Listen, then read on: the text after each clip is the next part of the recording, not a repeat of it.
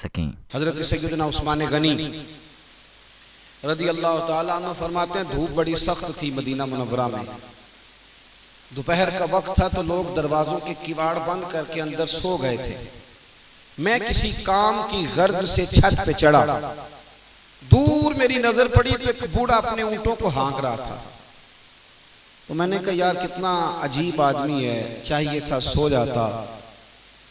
इसने सोचा है कि चरागाह फारिग है तो मैं जरा ले जाता हूँ, अपना ऊंट चरा लेता हूँ। तो इसको चाहिए था आराम करता, ने आपको क्यों इसने तकलीफ में डाला हुआ है। और माज़अल्लाह मेरे दिल में ये ख्याल आया कि इस शख्स को ऐसा नहीं करना चाहिए। कहते मैंने सोचा ये करीब आता तो समझाता हूँ, लेकिन कहते हैं जैसे जैसे वो करीब आते गए ना मेरा वजूद कांपने लगा। और जब वो बिल्कुल करीब आए तो मैं दौड़ कर नीचे उतरा, इसलिए कि वो कोई आम बूढ़ा नहीं, वो तो अमीरुल मोमिनीन हजरत फारूक आज़म थे। तो मैं नीचे उतरा तो मैंने कहा हुजूर इस वक्त दुनिया सो रही है तो आप फरमाने लगे ये माले गनीमत के 2 ऊंट दौड़ गए थे तो भागा गया हूं, इनको पकड़ के लाया हूं। तो कहते हैं मैंने कहा हुजूर आप बूढ़े हो गए हैं, कमजोरी वजूद पे नजर आती तो किसी खादिम के जिम्मे लगा देते, ले आता। तो हजरत उस्मान कहते हैं जनाब उमर फारूक रदी अल्लाह ताला अन्हु के चेहरे पे मैंने गुस्सा देखा। कहने लगे उस्मान तुझे तेरी मार होए क्या मशवरा दे रहा है, खादिम के जिम्मे लगा देता।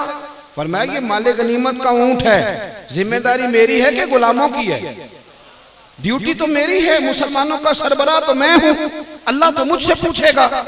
तो मैं किसी खादिम के जिम्मे लगा देता। बड़ी चीजें हम लोगों के जिम्मे लगा के चले जाते, फलाना कर लेगा, फला कर लेगा, बचते हैं, सुस्ती करते, बिला वजह जिसकी जिम्मेदारी है उससे सवाल होगा। एक मजमूई जिम्मेदारी है उम्मत मुस्लिमा की, वो है उखरिजत लिन्नास तअमुरूना बिल मारूफ व तनहौना अनिल मुनकर, नेकी का हुक्म देना और बुराई से, ये इज्तिमाई जिम्मेदारी है। 4.5 अरब के करीब काफिर हैं दुनिया में, उनको मुसलमान करना है, ये मुसलमानों की जिम्मेदारी है। उसके लिए क्या तैयारी है, क्या मनसूबाबंदी है, उसके लिए क्या प्लानिंग है। अब ना आसान हो गया काम करना। अगर मैं ये कहूं कि मुसलमान अभी तक अपने लिटरेचर का सारी जुबानों में तर्जुमा नहीं कर सके, आप अपने पाकिस्तान की जुबानें गिन लें, ये कितनी बोलियां बोली जाती हैं, कितनी।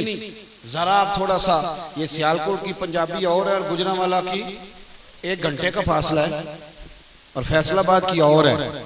और जब आप गुजरात से सराय आलमगीर और आगे चले जाते हैं तो वहां फिर जुबान और है। ओ भाई, दीन का बड़ा सादा करके, आसान करके पैगाम आम आदमी के ज़हन तक। हमारे यहाँ तो इतना शदीद प्रोपेगेंडा किया गया है कि आलिम के दरमियान और अवाम के दरमियान बहुत बड़ा गैप है। उलमा को अवाम अपने मशवरों में शामिल नहीं करती, और आम नौजवान यूनिवर्सिटी और कॉलेज का उसके बारे में मौलवी का तासुर बड़ा खतरनाक बना दिया गया है।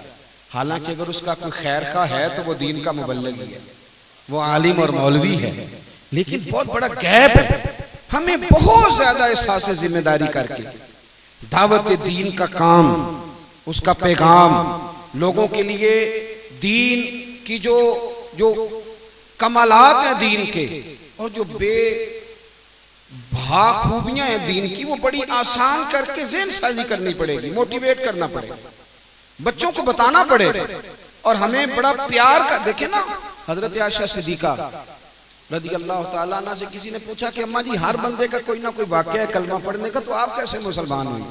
तो आप फरमाने लगी मुझे वाक़े की जरूरत ही नहीं पड़ी, इसलिए कि मेरे अब्बा घर में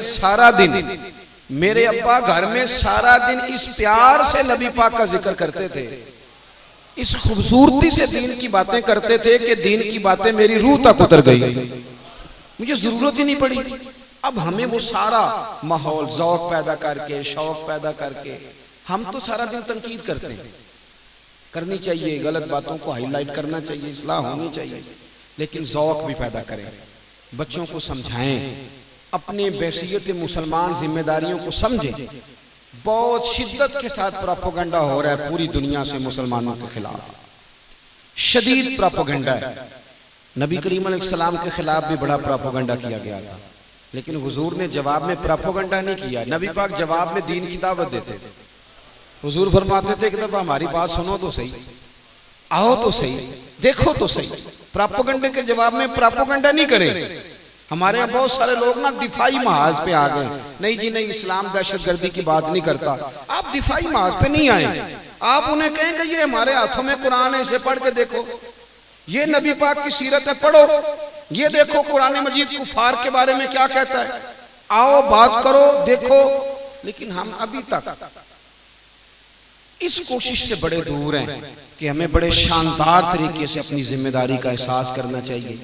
हमें बेनमाजी के लिए खास दिलचस्पी लेके उसे नमाजी बनाना चाहिए। जो बंदा कुरान मजीद सही पढ़ना नहीं जानता, उसके अंदर ये शौक पैदा कर देना चाहिए कि कुरान में बड़ी लज्जत है, ये बड़ी बाकमाल चीज है, उसके अंदर ज़ौक़ पैदा करना चाहिए ताकि वो आए। हमें कोशिश करनी चाहिए, मेहनत करनी चाहिए, लोगों के अंदर ये जज्बा पैदा हो, तड़प पैदा हो। जब शौक पैदा होता है तो फिर लोग आ ही जाते हैं। जब माहौल बन जाता है तो फिर लोगों की तबीयतें भी अल्लाह मोड़ ही देता है, बदल जाती हैं। अपनी जिम्मेदारियों का एहसास करें। एक हदीस पढ़ के बात खत्म करता हूँ। रसूल करीम सल्लल्लाहु अलैहि वसल्लम हुजूर ने फरमाया, तुम में से हर कोई निगहबान है और उससे उसकी रियाया के बारे में पूछा जाएगा। हर बंदे से सवाल होगा।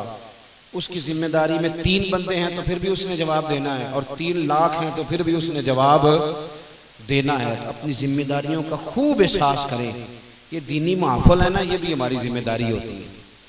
हमें चाहिए इनके फरोग में, इनकी रौनकों में अपना किरदार अदा करें, और जहाँ जहाँ कमजोरियां हैं वो दूर करने में भी अपना किरदार अदा करें। अल्लाह तबारक व तआला हमें अमल की तौफीक अता फरमाए। आखिर दावा